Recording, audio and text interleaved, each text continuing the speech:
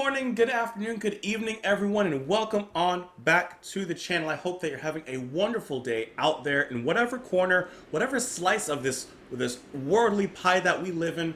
Hope that you're doing well out there. Oh my God, I already have to. I already have to clear my throat. That's a bad start off. But what is a good start off? Is starting off with Rush, listening to a full album today, Grace Under Pressure, released 1984. This is their, hold on, 10th studio album.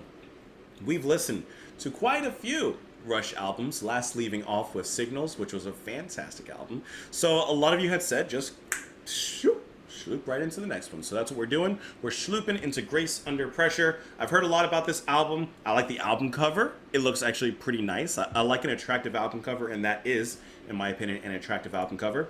Just to toss out some names of those of you who have recommended me to listen to this album. W.V. Piper, I see you. Jason Butchko, I see you as well. Joe Marone. The Mighty V, I believe that you said this is your first Rush album that you picked up when you were looking into them. Exciting. Michael Klein, John Smith. I know this goes on even further. Hold on. Mike Carr, Gaia, Eternal, Dave Across the Ocean, and AK, I think that you recommended this as well. Listen, it goes on and on. So we're going to go ahead and start off here with the first track on the album, which is Distant Early Warning. Of course, it's going to be edited here on YouTube, but you can go over there on Patreon for free. You don't have to pay anything. Just go over there if you want to watch the full reaction with the music itself. You can also sign up, little as $2 a month if you want to help out, support what I do here on the channel. You don't have to, though. That's the beauty of it. You could just pop over there, give it a listen that way. So let's go ahead and start off with the first track, Distant Early Warning. Let's go.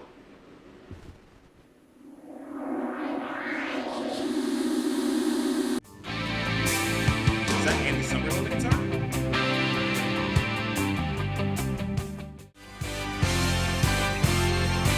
I know the wind comes rising across the cities of the plain. I like those big synth hits.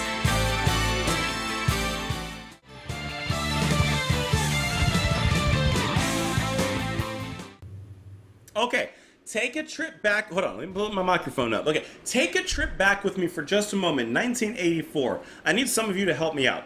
Some of you have followed the band up to this particular point in 1984.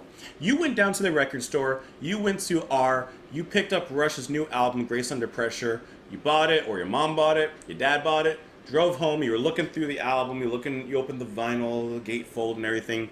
Went home, dropped it on your turntable, you took out Aretha Franklin, and you put in Rush, because that's what your mom was listening to before. You put in Rush, you put it on, this track plays. What's your thought?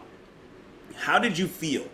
Were you like, ooh, I like this kind of direction that they've been taking? Or you're like, I wish we'd get back to some more like Necromancer 2112 kind of stuff. You know, where were you? How did you feel? Because at least off of first listen of the first track, this sounds like a continuation, and I would say a little bit of a progression from Signals. Keeping that synth-driven direction, popping it into a new step, but yet still keeping it kind of the same, you know? The synth is very strong in here, but the musicianship and the songwriting is just as strong as it's ever been. I hear great stuff in there. I love the way that Getty's singing in here.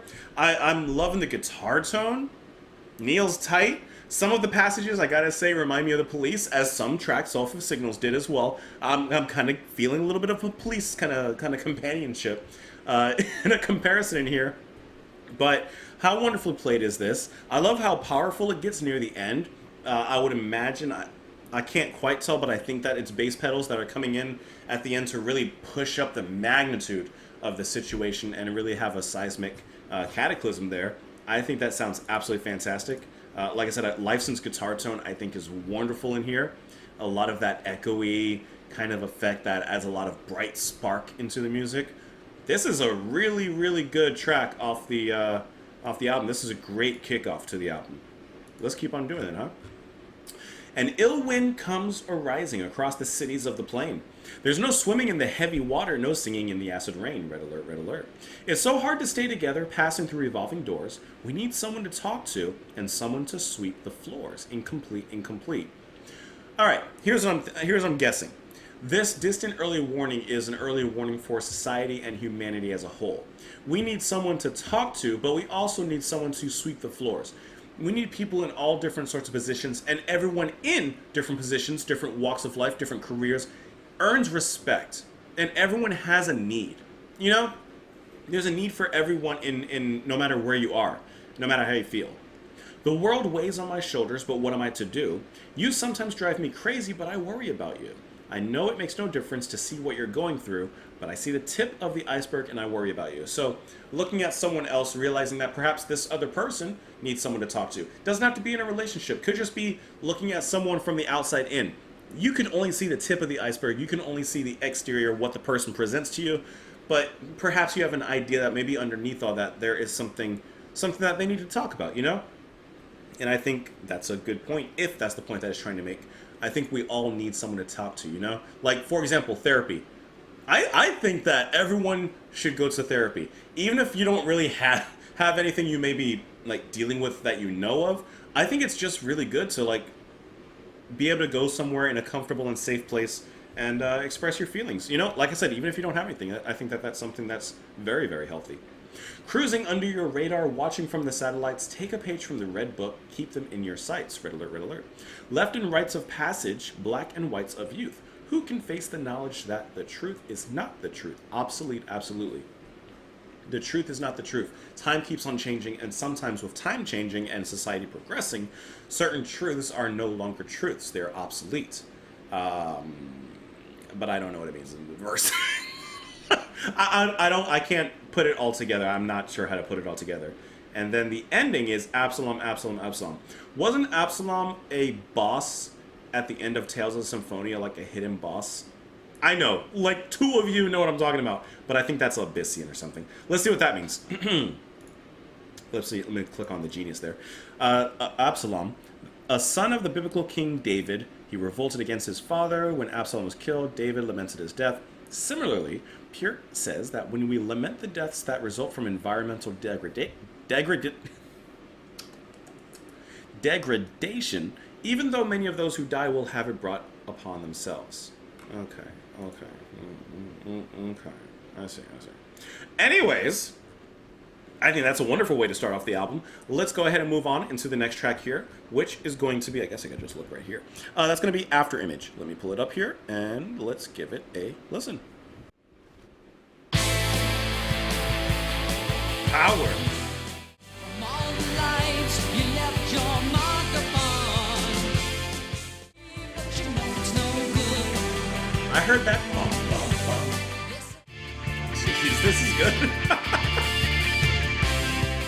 Jeez, we're 2 for 2. Okay.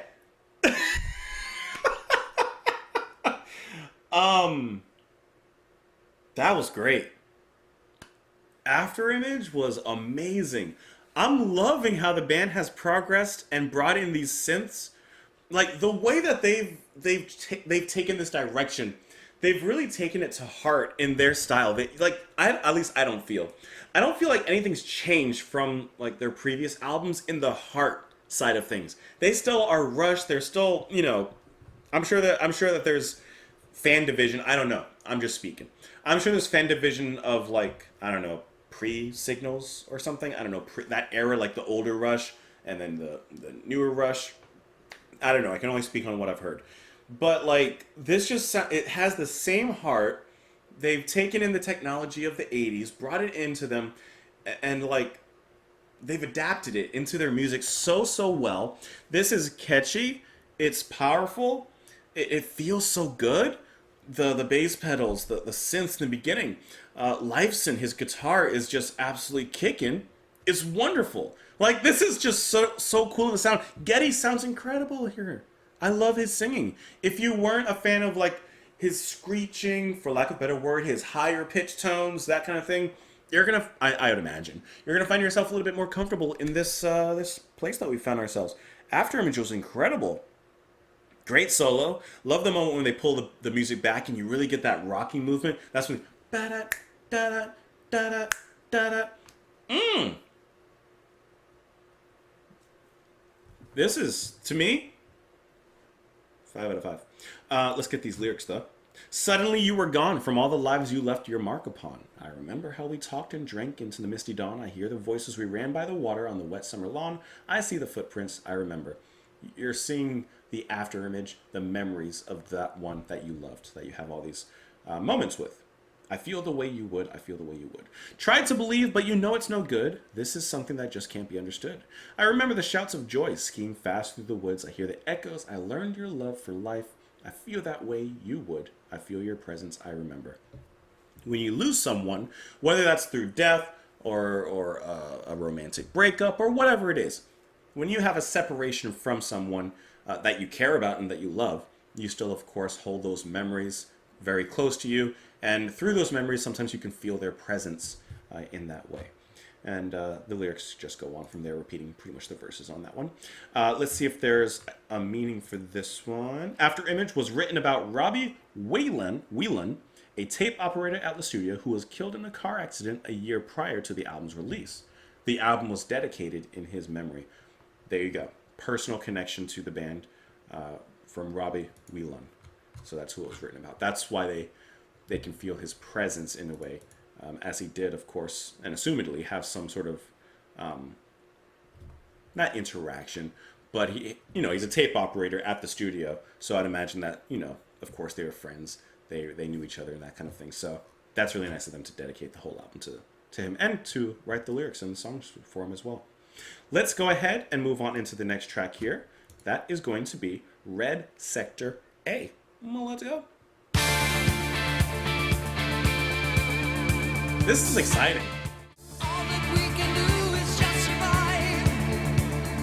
All that we can do, pray to profanity. Great line. Days and weeks.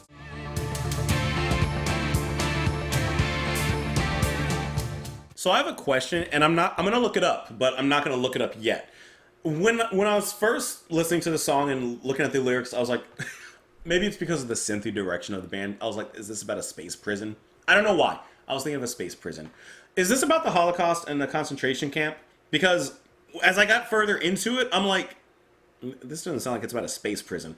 I think because of the synthy direction, Red Sector A, I'm thinking like a spaceship or something. But I'm thinking just with the whole mother line, are our liberators here? Are we the last ones left alive? We'll look into it. We'll dive. The music itself is captivating. I actually enjoy the V-drums that are brought in from Peart. I don't always like that sound. Sometimes it sticks out like a very sore thumb, but I think here it sounds actually really nice. It sounds like the way that Phil Collins would play sometimes with those big rolls and really allowing that stadium sound to really expand and echo out. I'm not comparing Collins and Peart. I'm just saying that roll has that same effect that I associate with Phil Collins there. The song moves very, very well. Getty sings with certain sensitivity, which I also think leans towards the theme of that. I like that pulse that sets us up, and then the way that along with the other synths, and of course with Lifeson's guitar, would rise and fall for different occasions. I thought was really nice in this track here. But I want to get into the lyrics here. All that we can do is survive. All that we can do is help ourselves to stay alive. Ragged lines of ragged gray, skeletons they shuffle away. Shouting guards and smoking guns will cut down the unlucky ones. I clutch the wire fence until my fingers bleed, a wound that will not heal, a heart that cannot feel. Hoping the horror will recede, hoping that tomorrow we'll all be freed. This, I thought, was a great line. Sickness to insanity. The next one, prayer to profanity. That, honestly, 3 words, and I think you've gotten across so much meaning. Prayer to profanity, that's a great, great line. Days and weeks and months go by, don't feel the hunger too weak to cry. I hear the sound of gunfire at the prison gate. Are the liberators here? Do I hope or do I fear? For my mother and my brother, it's too late, but I must help my mother stand up straight. And it repeats from there. Let's go ahead and dive into this one because I'm 99% sure. Let's see. It provides a first-person account of a nameless protagonist living in an unspecified prison camp setting. Okay, so maybe it doesn't have to be exactly Holocaust-related, but Neil Peart has stated that the detailed imagery in the song intentionally evokes concentration camps of the Holocaust, although he left the lyrics ambiguous enough that they could deal with any similar prison scenario. The song was inspired in part by Geddy Lee's mother's accounts of the Holocaust. Mmm. Mm. Okay, so yes, they had an idea, but it doesn't necessarily have to be related to the specifics of the Holocaust. And yet, of course, imagery is used to do that. It says the song's title, Red Sector A, comes from the name of a NASA launch area at the Kennedy Space Center, where the band watched, of course, the Columbia. Da da da. This trip also inspired Countdown. Yeah, we know that. We already heard that one. So interesting.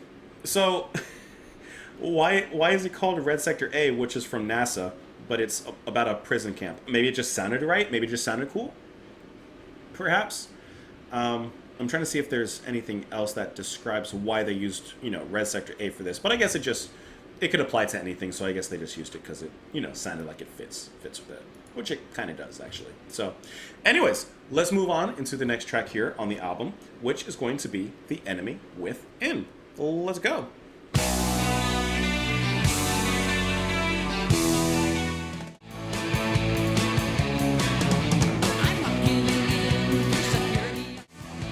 I love when Pure adds those kick rolls in there. Let's end with this. Let's use this as an outro, because this is just too good of a moment to pass up to me. You know I'll take it. Yeah, you know I'll take that. Alright, Enemy Within is a great way to close off the first side of the album. Sorry, I was hitting all these wires here.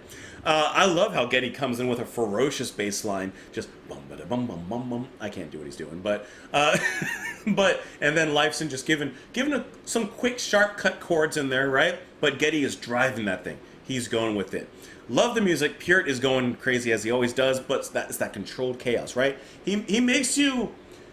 He's deceptively simple sometimes in his approach. Sometimes, not all the time, but sometimes he's deceptively simple because you're listening to him, you're like, okay, I can follow the groove, I hear what he's doing, but there's all this other stuff you barely hear. You probably hear it only on a, third, fourth, etc. listen.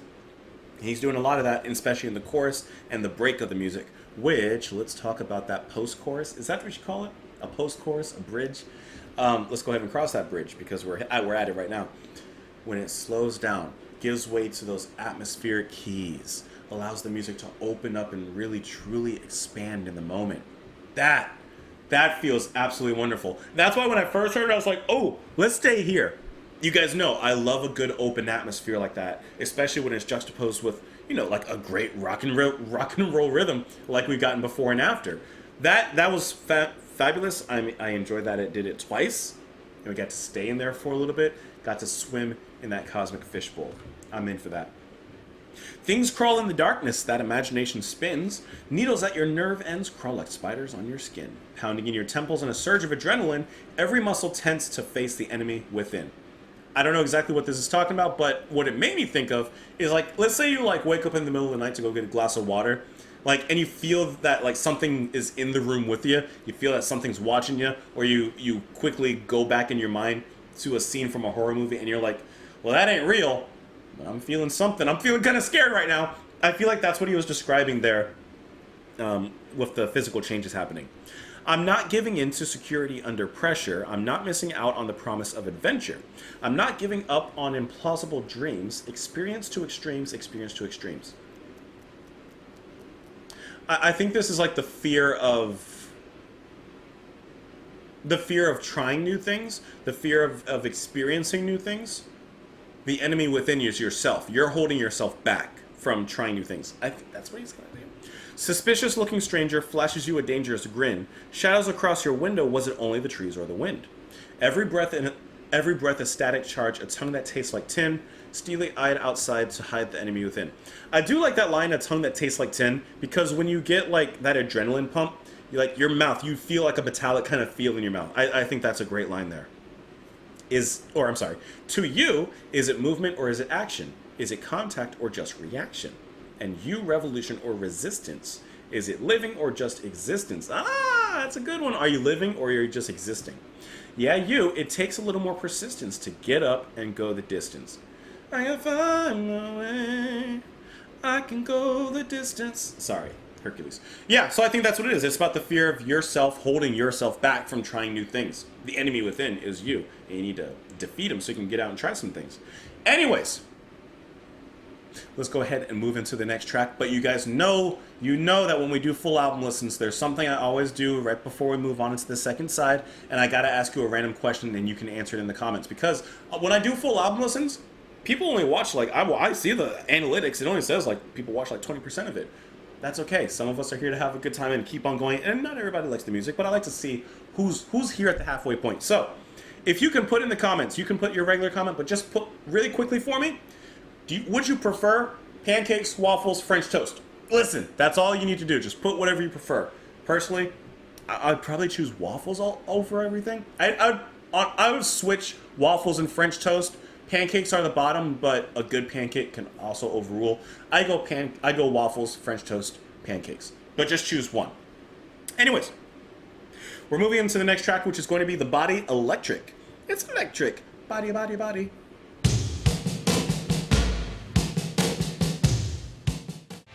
I like how Getty pops that down.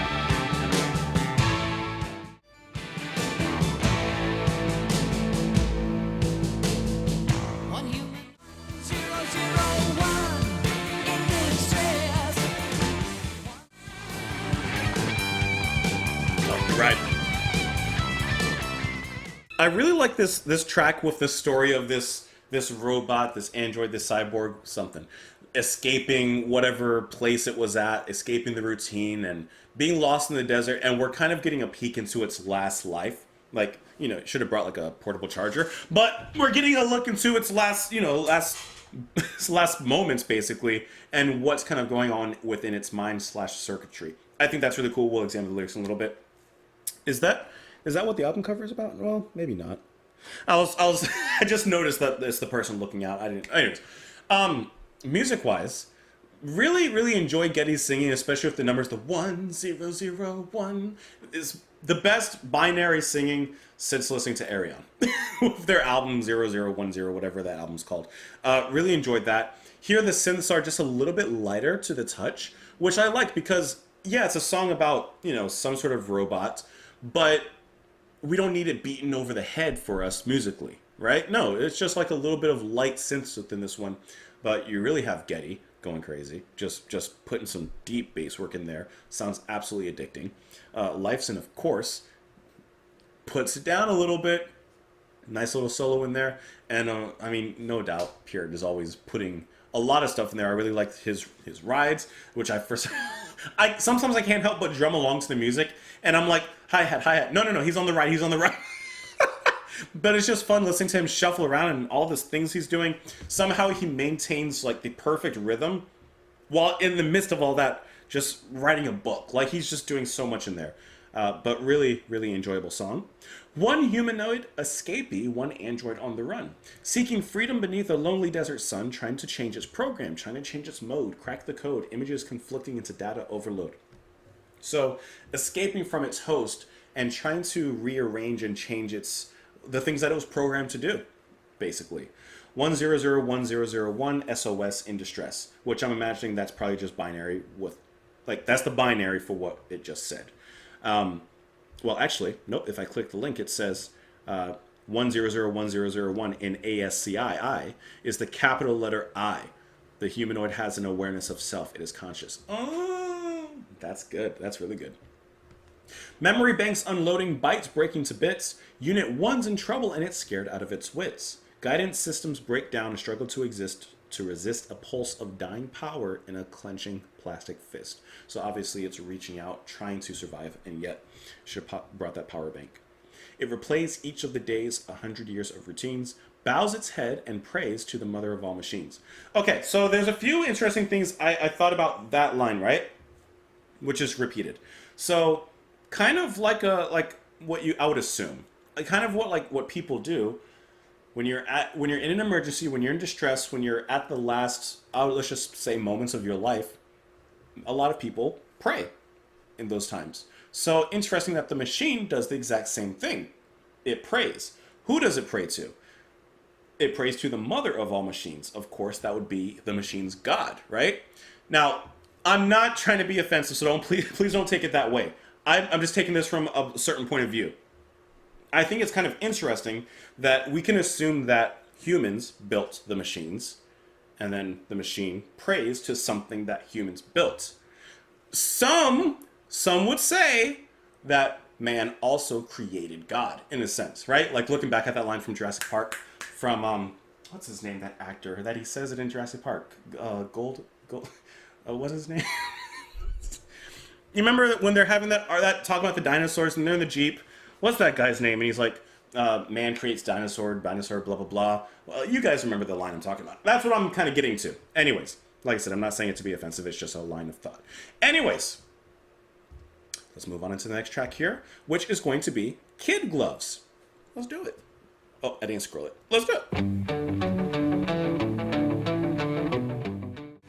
Oh, I gotta count this one out.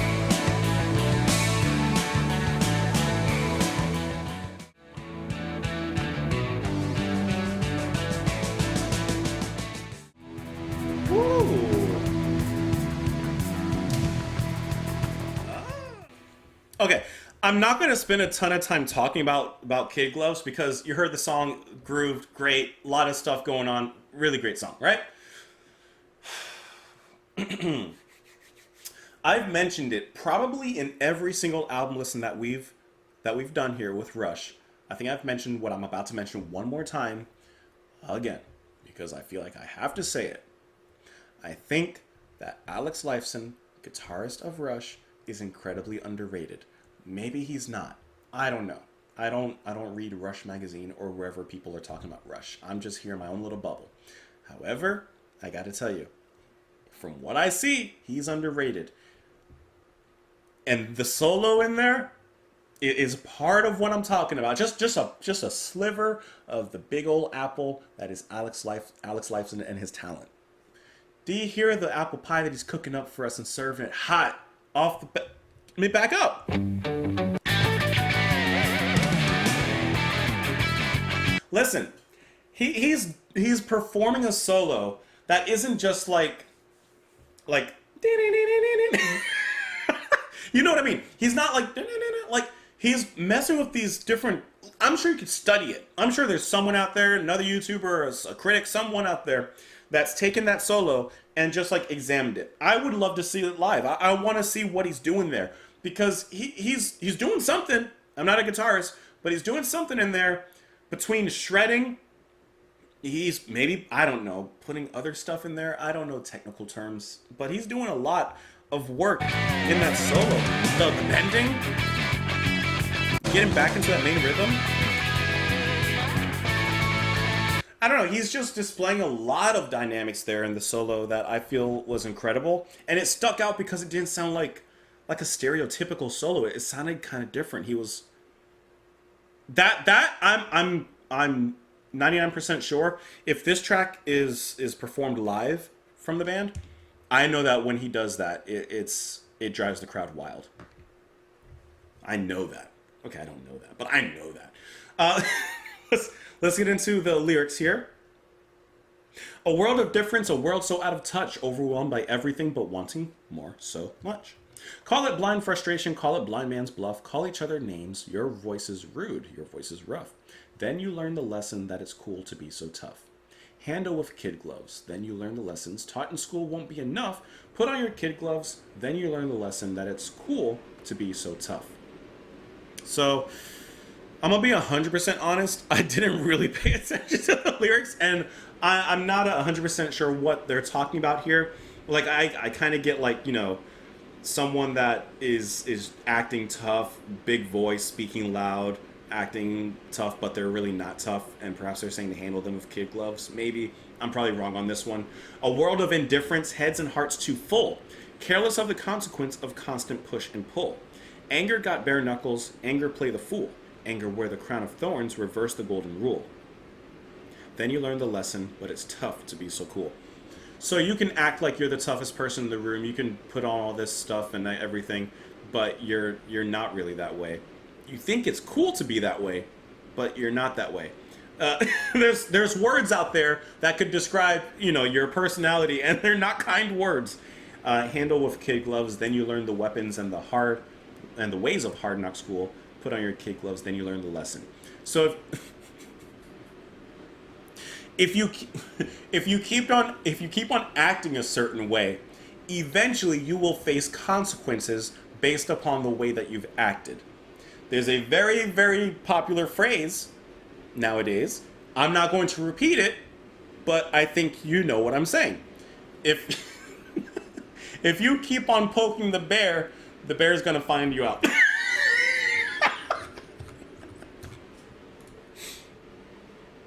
Well, man, let's move on into the next track here, which is gonna be Red Lenses. Let's go. I see red. That's my head. What happened here?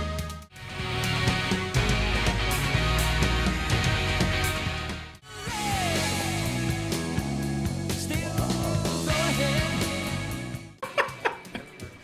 All right, you heard me yelling there at the end. It's always in the fade out that either the drummer, guitarist, someone says, you know what, in the last 10 seconds of this song, I'm gonna break out something that people are really like, but they'll never get to hear. And Pure does just that. He switches up the beat, puts in this breakdown, which just sounds incredible. And I'm like, why are you doing it in the last 10 seconds? I wanna hear more of that. Like, then he switches up, boom, da-dun, boom, da-dun, like that is such a cool beat, and I'm like, whoa, whoa, whoa, whoa, whoa, whoa, whoa, whoa, whoa, whoa, whoa, back it up now. Let's play that again. All right, Red Lenses. I'm pretty sure it's about Cold War, Red Scare, whatever that kind of stuff is. I think, right? We'll get into that. This is a track of 2 parts, and I would say at this point in the album, which is technically like we're at the end, really, this is like their most experimental sound that I've heard at this point. Yeah, we've gotten like their synth stuff, but like it may be experimental in one way, but it's not what I'm talking about. This track goes from this deep, sultry bass line, great vocals, flashy guitar, subtle drum work, and then switches into this open expanse that is leaving me kind of befuddled because it sounds great. Like I really like it. This is one that I'll have to listen to again, not out of dislike or distaste, but just because I need to like, I just want to hear that again because it just sounded really cool, but I'm kind of lost in space with it. They kind of change almost into like a tribal environment. Maybe that's too strong of a word because it's not like fully that, but just the way that Peart's playing on the toms there, the way the music opens up, it's very interesting. It becomes more percussion led at that moment, and I think that was a really interesting way to kind of go into that. And then they switch back and forth between those two kind of situations, which I think was really interesting. I was not expecting that at all. But sometimes the best things in life are unexpected, wouldn't you say? I see red and it hurts my head. I guess it must be something that I read. Is this propaganda, basically? It's the color of your heartbeat, a rising summer sun, a battle lost or won, the flash to fashion, the pulse to passion. Feels red inside my head. The truth is often bitter, left unsaid. I said, red, red, I'm thinking about the overhead, the underfed. Couldn't we talk about something else instead? We got Mars on the horizon, says the National Midnight Star. I'm imagining that's a propaganda magazine, but let's keep going. What you believe is what you are, a pair of dancing shoes, the Soviets are the blues. And that's the only reason I thought that, because of that line, the Soviets are the blues. That's why I'm thinking Cold War, communism, that kind of thing. The reds under your bed, the Red Scare, that kind of thing. Lying in the darkness, dead ahead. And the mercury is rising, barometer starts to fall. It gets... All these things that he's describing, by the way, are red. It's a great way of kind of putting everything together. Mercury rising, the temperature is heating up like in your thermometer, and yet he says the barometer starts to fall. So there's a lot of red, there's a lot of tension being built. It's good writing.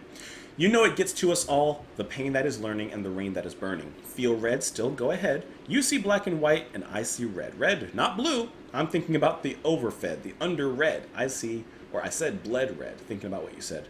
So let's go into the actual article for this one and see if I'm close on here. It says, Neil Peart said, this is probably the hardest song I ever worked on in spite of the pleasure it gave me. It went through so many rewrites and I changed its title each time. Each little image was juggled around and I just fought for the right words to put each little phrase and to make it sound exactly right to me. I wanted to get that kind of Jabberwocky word game thing happening with it, and also there are little things going on that your mind sort of catches without identifying, like little poetic devices. I want to know what it's about, though. Hold on. I think this is what I'm kind of saying. Lee said in an interview, there are a couple of tracks on the last few records where just before the fade out, I try to put my 2 cents in. I did that on Red Lenses. As it's fading out, I like to get loose. It's almost a reaction to being so structured throughout the whole song. Okay, never mind. That's not what I was talking about. I thought he was going to talk about that awesome drum groove that Peart decided to get into at the very end of that, but it's okay, it's okay. I don't see anything else in here actually specifically about what the song means, so I could be wrong. It could just be about seeing red like in anger, but just with the Soviet thing and that kind of thing. I don't know. Maybe I'm wrong. Let's go ahead and move on to the... Is it the last track? We're at the last track. Oh my god. This went quick. This album went pretty quick, huh? Man, I thought we had a few more. Let's... Between the Wheels. That's where we're finding ourselves. Well, hopefully not. Unless you're a mechanic. Let's go ahead and listen to Between the Wheels. Talk about it after. Hope you guys have enjoyed the journey. Let's go.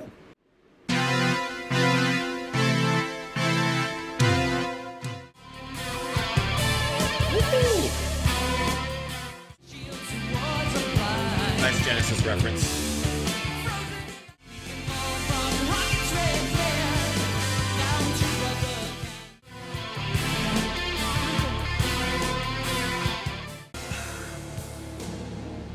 Oh, okay, so it's an ending, but it's pretty much a fade out at this point. Oh man, Between the Wheels ends this album in great fashion. We're getting the best of kind of everything here. Also, definitely the heaviest riff that we've heard on the album, right? Like, bah, bah, bah, bah. Just that heavy synth, the crunchy guitar, almost giving a more mechanical, industrial-led feeling. That's really good. And also the final, I don't know, 40 seconds or so. I think we get Geddy's best outcry there, which is very fitting towards the end of the song as well. Just sounds absolutely wonderful. And then the track, like I said, goes through great dynamics once again. We don't stay on that heavy riff. It actually feels rewarding every time we come back to it. I like how in the chorus the synth comes back, as we did have it in the intro there, so heavy. But when it comes back, it's actually a lot lighter. It's lending its power to a different shade, you could say. You know, before it's lending it to that heavy, hard, and dark part, but in the chorus it adds it to the more light and lifting, I should say, and inspiring. And of course, Alex gets one more moment in there to show his stuff. I like how we start off in the break with the solo, and then the music, of course, Geddy and Peart underneath him change back into the chorus, but Alex keeps on soloing underneath that. So it gives us a change, but a connection into the ending there. That's just wonderful. That's good. To live life between a rock and a hard place, in between time, cruising in prime time, soaking up the cathode rays, never heard of that word.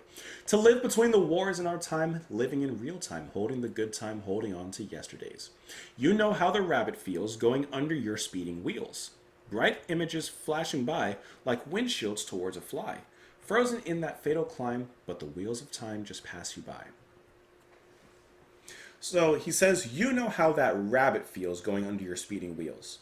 Like, I mean, it's not the greatest image, but roadkill, basically. And he says, you know how that rabbit feels. As if you're going through life in the same way. You're speeding through life, not really paying attention to what's going on. Stop and smell the roses, basically. Cruising in prime time, soaking up the cathode rays, living between the wars of our time, holding on to a good time yesterdays. I think that's just like slow down in your life. I think that may be what the song is getting and hinting towards. Just slowing down in life and really appreciating and enjoying life instead of rushing in and speeding towards who knows what it could be speeding towards. Wheels can take you around. Wheels can cut you down. We can go from boom to bust, from dreams to a bowl of dust. We can fall from rocket's red glare, I like that, down to brother, can you spare? That is a great line. Peart probably wrote this one too. Another war, another wasteland, and another lost generation. It slips between your hands like water, this living in real time, a dizzying lifetime reeling by on celluloid. Ooh. Struck between the eyes by the big time world, walking uneasy street, not on easy street, walking uneasy street. Ooh! Hiding beneath the sheets, gotta try and fill the void. Man, this is good. The lyrics just repeat from there, it looks like. Man, that is really good. You better slow down. You can go from boom to bust, from walking on easy street to uneasy street. That is awesome. It says here that let's see. I'm trying to see if they wrote anything about this song specifically. I don't see anything interesting in here. I don't care about composed in A minor, played in common time. It's a good song. Great album, obviously. I mean, you heard it here with me, and if you got this far, I'm assuming you liked it. Because I can't imagine if you didn't like it at this point, you would probably keep listening, but maybe you did. Honestly, kudos to you. Awesome album. I would say my favorite songs on here, because I have 3, are going to be Distant Early Warning and Afterimage, and then Between the Wheels. I think Between the Wheels is just incredible. I think that was really, really good. If I had to choose one of them, I'd put Distant and Afterimage on the same level, to be honest. I would have to listen to those 2 again to really tell you, but those are my 3 favorite songs. The first 2, and then this one, Between the Wheels. Especially for that ending. Anyways, absolutely incredible album. Hope that you guys enjoyed listening to it alongside with me. I hope that you did. Maybe your drink is as empty as mine is now, because it started right about here, and now, well, you know how things go. So, even though a little bit... Never mind. I don't want to say that. I really hope that you enjoyed listening to the album with me. As you guys have seen, I've been trying to do more album listens, and I hope that you guys enjoy, spending like a little time, like sitting down, settling in, and enjoying the longer content, I should say. So, before you leave, press the like button if you haven't already. It helps me a great deal, recommends the channel to other people as well. You can press subscribe to subscribe to the channel. You can share the video on your social media, your Facebook, your Twitters, your Reddit, whatever else you got. You can support the channel and what I do for as little as $2 a month. It helps me, obviously, because I've been doing more, because people have been signing up on Patreon. So that's what enables me to do more here on the channel. But otherwise, I sincerely enjoy your company. I hope that you enjoyed mine for the past however long it's been. Hope you come back tomorrow, and I hope that I'll see you guys then. Bye, everyone.